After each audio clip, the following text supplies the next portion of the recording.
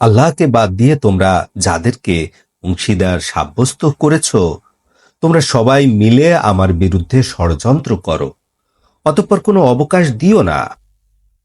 নিশ্চয় আমি নির্ভর করেছি আল্লাহর উপরে, যিনি আমার রব এবং তোমাদেরও রব। এমন কোনো প্রাণী নেই যার মস্তিষ্ক আল্লাহর মুঠোর মধ্যে নয়। নিশ্চয় আমার রব সরল পথে প্রতিষ্ঠিত রয়েছেন।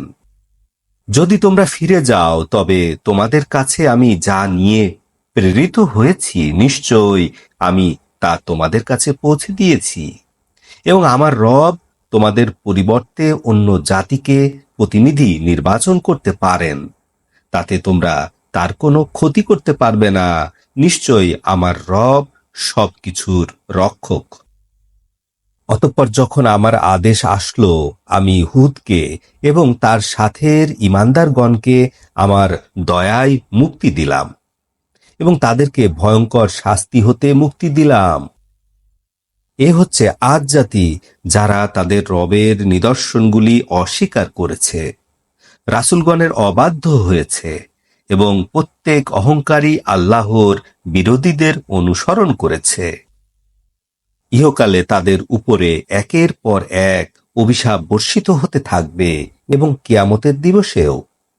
জেনে রাখো, নিশ্চয় আদ জাতি তাদের রবের সাথে কুফরি করেছে। জেনে রাখো, আদ জাতির জন্য ধ্বংস, যারা হুদের সম্প্রদায়। এবং আমি আল্লাহ সামুদ জাতির প্রতি তাদের ভাই সালেহকে পাঠিয়েছিলাম। তিনি বললেন, হে আমার জাতি, তোমরা আল্লাহর ইবাদত করো। আল্লাহ ছাড়া তোমাদের কোনো মাবুদ নেই। তিনি তোমাদেরকে মাটি হতে সৃষ্টি করেছেন এবং মাটিতেই তোমাদের বসবাসের ব্যবস্থা করেছেন।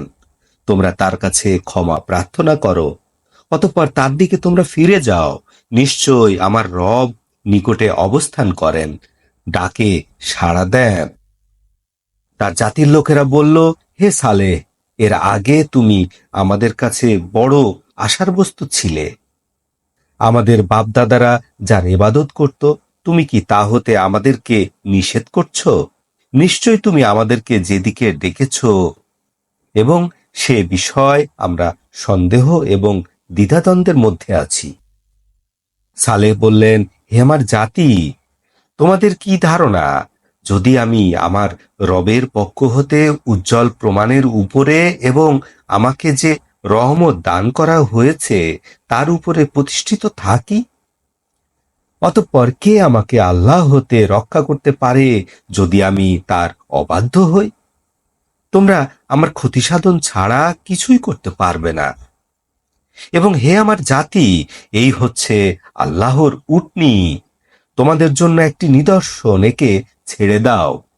আল্লাহর জমিনে এসে খাবে, ক্ষতির উদ্দেশ্যে তাকে স্পর্শ করবে না, তাহলে নিকটতম শাস্তি তোমাদেরকে পাকড়াও করবে। অতঃপর তারা উটনীর পা কেটে দিল। অতঃপর সালেহ তাদেরকে বললেন, তোমরা 3 দিন তোমাদের বাড়িতে জীবন উপভোগ করো। এটা এমন এক প্রতিশ্রুতি যা মিথ্যা হবার নয়। অতঃপর যখন আমার আদেশ আসলো, আমি সালেহকে এবং তার সাথের ইমানদারগণকে আমার অনুগ্রহে মুক্তি দিলাম এবং ওই দিনের অপমান হতেও রক্ষা করলাম।